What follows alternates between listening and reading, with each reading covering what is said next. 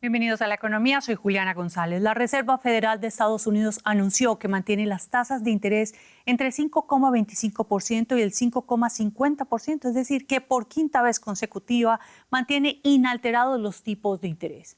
Pero los funcionarios de la Fed esperan que se reanude la desaceleración de la inflación. En sus nuevas proyecciones, la mayoría de los miembros del organismo prevé 3 recortes de tipo este año. Asimismo, la Reserva revisó al alza su previsión de crecimiento del PIB estadounidense hasta un 2,1% para este año. Y la Reserva Federal mantiene su perspectiva de 3 recortes este año. ¿Qué significado tiene esto? Lo analizamos, como no, con Ana Nieto desde Nueva York. Hola Ana, te saludo con mucho gusto. Cuéntanos, ¿hay alguna pista de cuándo pueden empezar estos esperados recortes? Tenemos la expectativa de los miembros de la Fed que apuntan a 3 recortes de tasa de 1/4 de punto cada uno para que se cierre el año alrededor del 4,6% frente al 5,25-5,50 actual. Pero lo que no tenemos es ningún calendario. Así lo ha dicho el presidente de la Reserva Federal, que dice que habrá bajadas, pero no sabe decir todavía cuándo. La mayoría de los analistas apuntan a que sea a partir de junio y quienes hacían previsiones para que fuera en la reunión de mayo ahora están ajustando estas previsiones para que lleguen a junio, en el 6º mes del año.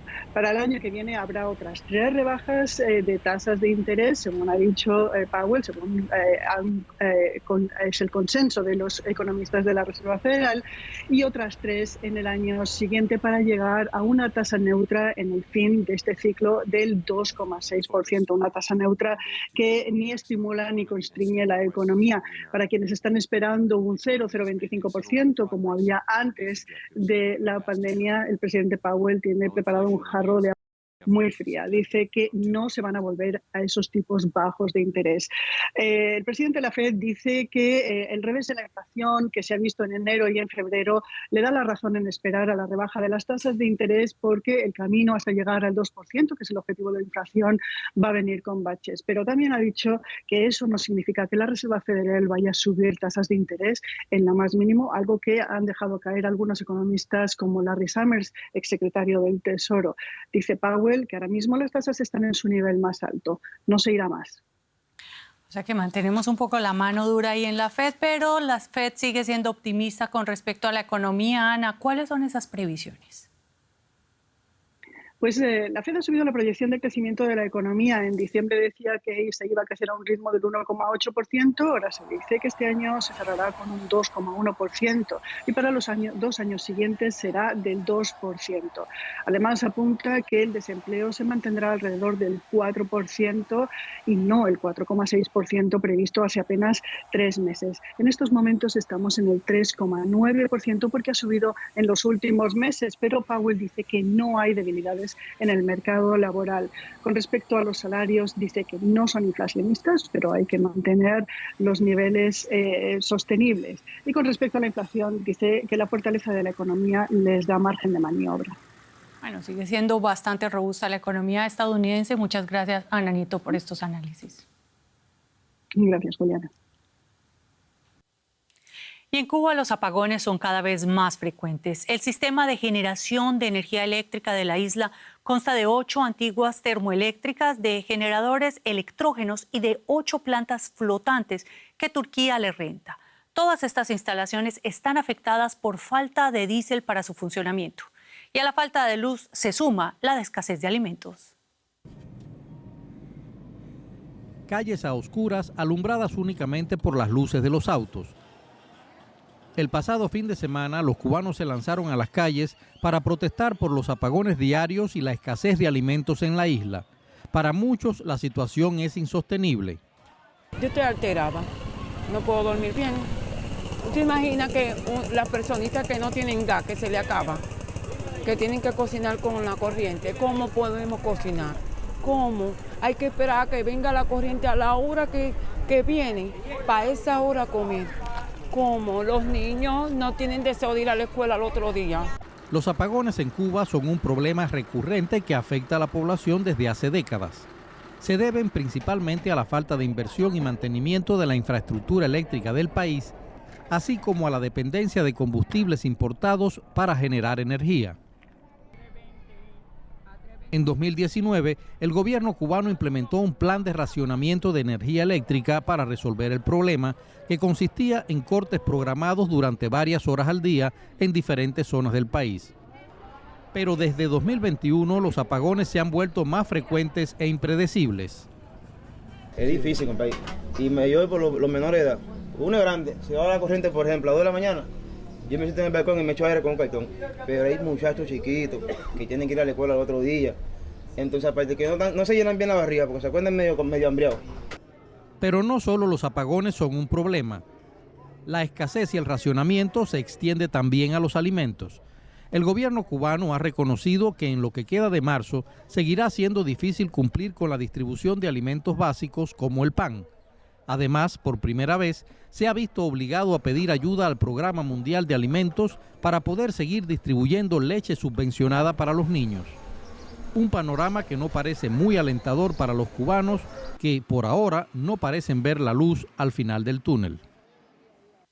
Y la Unión Europea alcanzó este miércoles un acuerdo para imponer un límite máximo a las importaciones de granos ucranianos que están exentos de derechos de aduana desde 2022 debido a la guerra de agresión rusa. La medida extiende por un año más, pero agrega los granos a la lista de bienes con salvaguarda para evitar que las importaciones baratas inunden el mercado. Este mecanismo también se aplicará a los huevos, el azúcar, el maíz y los productos avícolas. Por el momento, las importaciones de trigo siguen sin estar sujetas a aranceles. Con esta medida, la Unión Europea responde en parte al reclamo de los agricultores europeos. Cuotas para los productos agrícolas importados de Ucrania. La lista se ampliaría según la propuesta que está sobre la mesa de los líderes europeos y lo vemos con nuestro compañero en Frankfurt, José David Navarro, a quien tengo el gusto de saludar. Hola José, los líderes europeos se reúnen precisamente este jueves y este viernes y sobre la mesa tienen esa propuesta de ampliar la lista de productos que se importan de Ucrania con cuotas. Cuéntanos cómo endurecería la postura de Europa y qué tan decisivo ha sido el clima de tensión que hemos visto en estos últimos días con los agricultores europeos haciendo protestas en diferentes países. Hola Juliana, ¿qué tal? Pues eso que comentas, las manifestaciones, la protesta, el clima de mucha tensión en muchos países europeos ha sido decisivo, ¿no?, para que se endurezca la postura de Bruselas frente a la importación de productos de Ucrania. Sobre todo, Juliana, porque hay un punto preocupante y es que movimientos de extrema derecha estarían aprovechando estas manifestaciones, estas huelgas, esta tensión, sobre todo en el campo europeo, para sumarse, ¿no?, votos en las próximas elecciones que se celebrarán en el Parlamento Europeo en el mes de junio. Por supuesto, un factor fundamental es también dónde se concentran principalmente estas protestas con más fuerza, que es en Polonia, que hace frontera con Ucrania, y donde su primer ministro, Tusk, que tiene una voz respetada en Bruselas porque fue presidente del Consejo Europeo durante años, ¿no?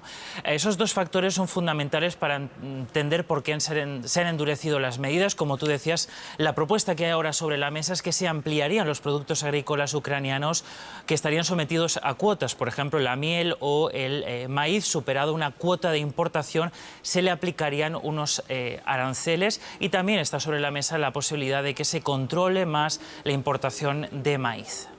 Bueno, José, ¿y a todas estas qué opina Ucrania? Él no es miembro de la Unión Europea, pero sigue de cerca todos estos movimientos. ¿Cómo pueden verse afectadas sus exportaciones?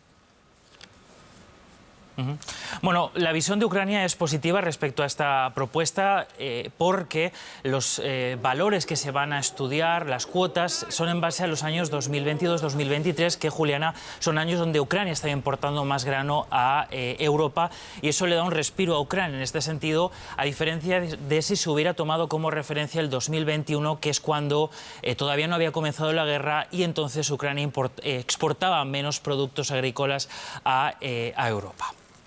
Muchas gracias, José, por estos análisis y un tema que seguiremos muy de cerca, muy seguramente mañana, cuando empiece esta cumbre. Y lo dicho, este jueves y viernes se reúnen los jefes de Estado y de Gobierno de los 27 países del bloque europeo, y la agenda abarca desde esos reclamos que escuchábamos de los agricultores europeos, pasando por la urgencia de un alto al fuego en Gaza, y frente al tema de la guerra en Ucrania, bueno, el jefe de la diplomacia europea propone que con los activos congelados de Rusia se compren armas, por ejemplo, para Ucrania. El borrador del proyecto prevé que el 90% de los ingresos procedentes de los activos rusos congelados se destinen a financiar armas y munición para Kiev. Tras la invasión de Ucrania, Occidente inmovilizó divisas, oro y bonos del Banco Central ruso por valor de $300.000 millones.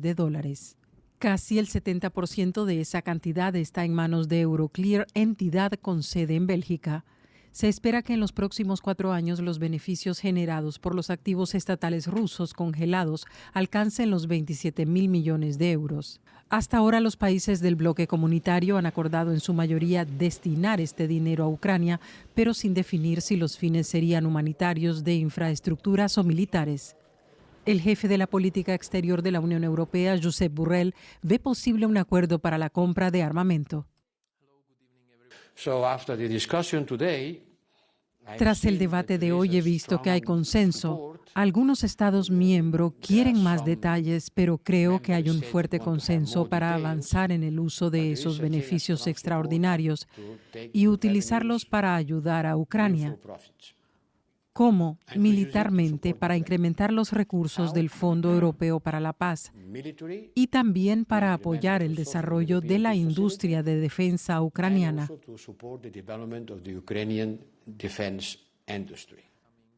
Pero quienes deciden no son ni Borrell ni la Comisión, sino los líderes europeos que se reúnen este jueves en una cumbre de 2 días. Y todo esto con las elecciones europeas en el mes de junio de telón de fondo. Y hasta aquí llegamos nosotros a la economía. En nombre de todo el equipo de Deutsche Welle Noticias en Español, muchas gracias por elegirnos y nos vemos en la siguiente emisión. Hasta pronto.